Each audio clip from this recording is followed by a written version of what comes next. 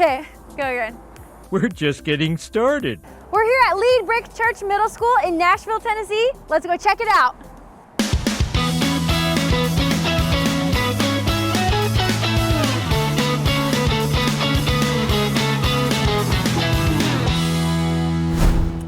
Hey guys, it's Rachel here from Scola.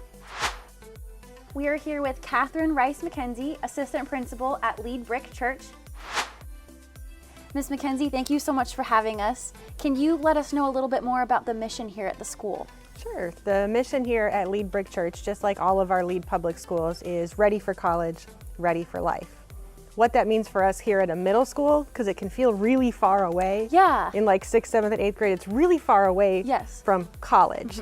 What it means for us is that we're setting kids up with really strong knowledge and skills and habits to be ready to get into the high school of their choice, which is setting them up to go to the college and the life path of their choice. That's awesome. What are some of the things that you do to prepare the kids for the high school aspect?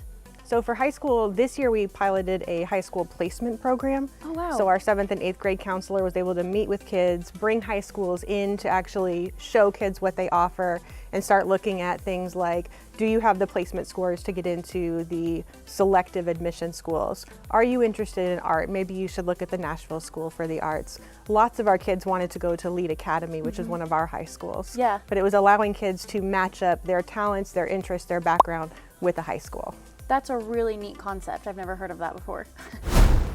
We're here with Dr. Wendt, Principal at Lead Brick Church. Thank you so much for having us, Dr. Wendt. Can you tell us a little bit about how you ended up here at the school and how your experience has been? Yeah, absolutely. So I came to Lead Brick Church because I believe in the mission, ready for college and ready for life. It's just something that really resonated with me. I had lived in California before working here, but I had moved back during COVID and was really excited to engage with the Lead network. Being here has just been fantastic. You know, it's been a chance to connect with students who are really passionate and educators who work really hard to make a difference for the kids. You know, since I've been here, we've seen tremendous growth in everything from student behavior to MAP scores. We've grown more this year than we had in the previous 5. And so we've also got an attendance rate that's over 92%, which is great during a pandemic year, and we're looking forward to growing that even more. So I'm super excited to be a part of a team that's so dynamic and passionate about the work, and I'm looking forward to next year. That's great. Yeah. How do you feel like you best prepare your students for college and life after high school? Oh wow, there's so many great questions. That's a great question. One of the ways that we do that is to really focus on the fundamentals. So we look at how we can get kids ready for all of the different things they're going to need to succeed in high school. So we look at all the key components in math and English, science, social studies, things like that to get them ready. We also focus on athletics as well. Our students actually won the All-City Championship in basketball. Oh wow, that's awesome. And our girl cheerleaders won All-City and All-District. And so we're really excited about continuing that legacy and building on it. So Ms. McKenzie, what are 3 things you feel like really set your school apart from other schools in the area? I think the first thing here at Lead Brick Church is that this is a small enough school that everybody knows everybody else. And when you think about middle school being a time that's so awkward and unsure for kids, to be in a school where you know that everybody cares about you, you are known, you are seen, you are valued, really makes a difference. For us, it's meant that we have not just a single kid here and there, but we get whole families coming through. And then we know them, and then the teachers know them, and then everybody knows them, and then their family members come through, and it's just a really beautiful thing. That's the first one. The second thing I think we have going for us is that we have decided that we are just going to set our sights on being the #1 open enrollment middle school here in Nashville, flat out. We are a neighborhood zone school, even as a charter, which is really unique already, but as a neighborhood zone school, we want to go ahead and be #1. Okay. And I think the way that we do that the most is by looking at every kid and saying, it doesn't matter where you start when you come to us. And especially like coming out of COVID and coming out of years out of school, a lot of kids feel really awkward and uncomfortable about where they are academically, socially, all of those things. It's saying no matter where you are with us, you are going to grow and you will grow. And that emphasis on growth and celebrating success for kids is really outstanding. And in fact, this year we're actually we use a test called the MAP test. We take it 3 times a year, and our kids are currently sitting at the highest MAP data they've had since we started taking the test. Growth in both reading and math, even with all the challenges of like a sort of post-pandemic year. Like our kids are just doing amazing things, and it's because of the work they've put in and the work that our team has really put in to see them succeed. That's incredible. What do you feel like is the number one thing that helps foster that environment that you have curated here as far as everyone feeling welcome and loved and as a family?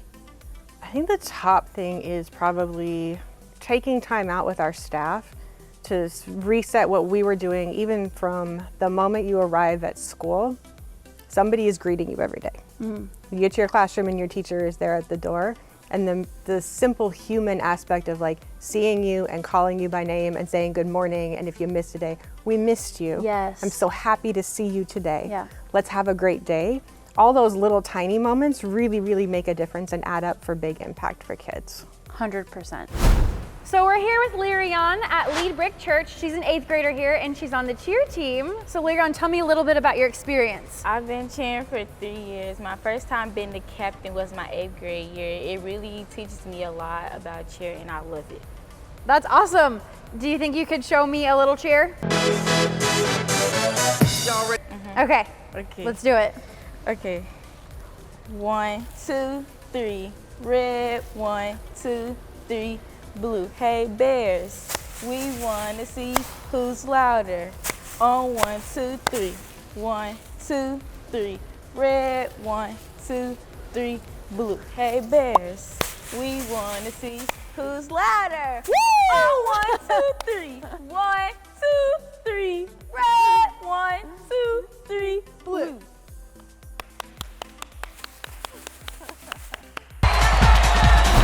So behind this door is the Lead Serving Others station. We're gonna go talk to Maya and Birdie about what they do here. Let's go. Hi, Rachel. So this is actually our Lead Serving Others station where we live out our ethos of serving others. The station actually started back when the pandemic first hit here in Tennessee, Nashville. We realized that our families needed an extra helping hand. So we decided to form this, what has become from, we call it the market, but it's the serving other station. And so we offer food boxes to those families. We do serve all of our campuses, so any family from any campus can request.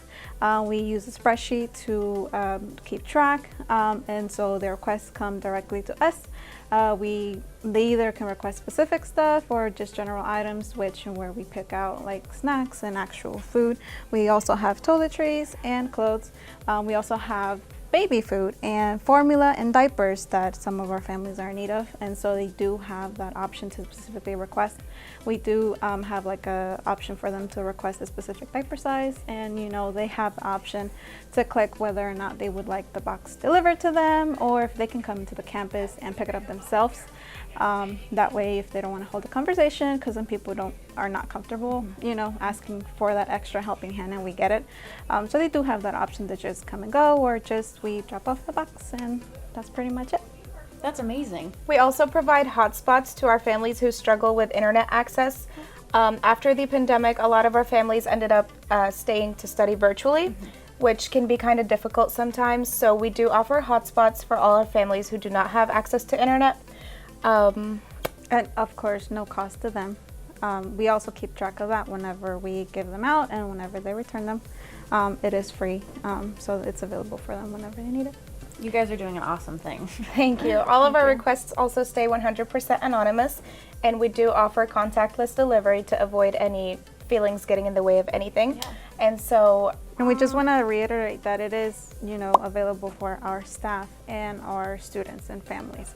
Not only for families, but staff also can get access to the request form. Thank you so much for showing us this awesome thing. What thing?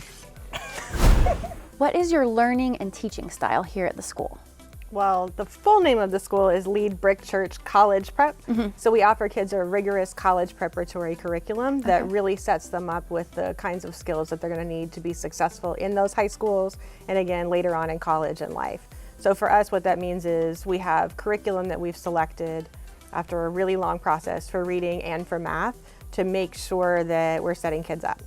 And in that program, we're doing a lot of reading, a lot of writing, a lot of thinking, and a lot of problem solving. If you walk into our English classrooms, kids have the text in hand all the time. It's not worksheets, it's not like just reading passages to get ready Yeah. for testing. It's not those kinds of things. Our kids are reading real, exciting, fun books. They're on the edge of their seats. They're wondering what's happening. They're really invested in the characters and the development that's happening. In our math classes, we're using a program that allows kids to get a ton of practice. And again, when we think about this post-COVID world, math was a place where lots of kids all over the country have struggled. Yeah. They just have holes, right? It's not their Yes. fault.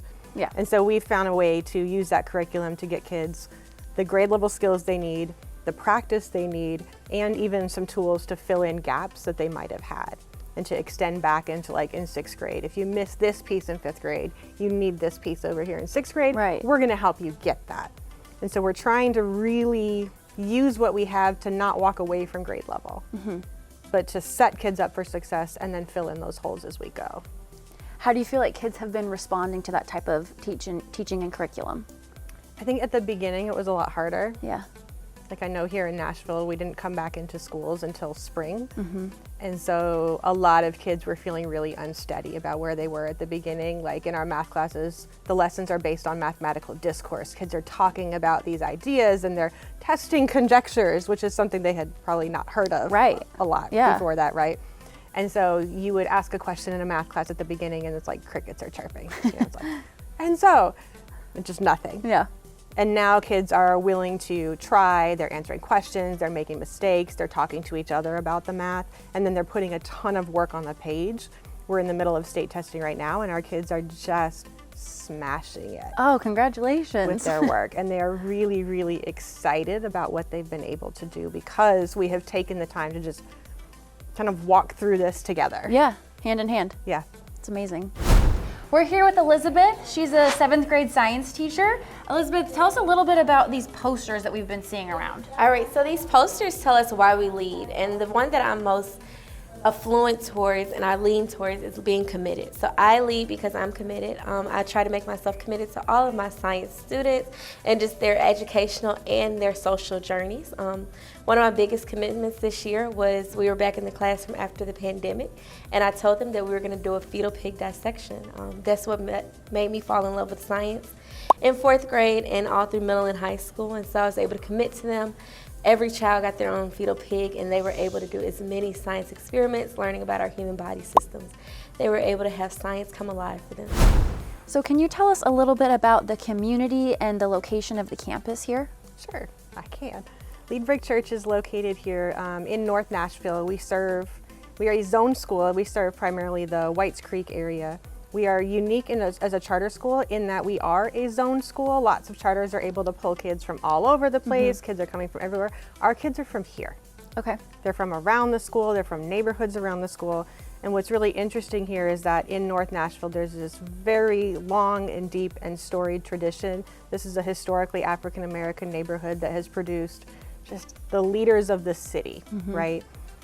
It's an amazing history and tradition that we are like really excited to honor and respect here at Brick Church and to be able to serve that area. It's also an area that has been shifting economically and demographically. I think Nashville as a whole is like growing like a weed. Right. Lots and lots of exciting things happening here. And for us here in the school, those economic and demographic shifts are leading to a change in our student population that gives us some really cool opportunities to diversify what we're doing and build an even stronger community within our school. That's really cool. Your campus itself is beautiful. Can you tell us a little bit about the campus? So our campus is absolutely beautiful, yes. I think kids come in every day and they see a clean, bright, shining building. Yeah. It is filled with like college Yeah. everywhere. It's testing season right now, so you won't see all the pieces that are like framing the kids and their achievements and their accomplishments. We have to take stuff down for testing. But like what you will see is that this is just a space where kids come in and they're like, oh, this is a nice place to be. And I want to learn. And I can learn in here. I'm not going to be distracted by something else. It gives us chances to come in and have gatherings now that we're like mask free and able to select those pieces. So now we can come back to a place within our school of having community gatherings and pep rallies and all the really cool things that allow us to come together kind of as a family. Yeah. Do you feel like there's a correlation between having a really clean, bright campus and the way that children learn? I will say it's very difficult for kids or any of us to really focus and do our best if you are, like if you walk into your office and your desk is a mess. Yeah. Your brain just kind of says something is off now and I can't do my best work. Yeah. When you come in here, what you see is cleanliness and order, and it provides a sense of safety and security so that kids really can step up and do the learning. I felt that when I walked into your campus immediately. I was like, this place is beautiful, it's clean, it's bright. These kids have an amazing place to be.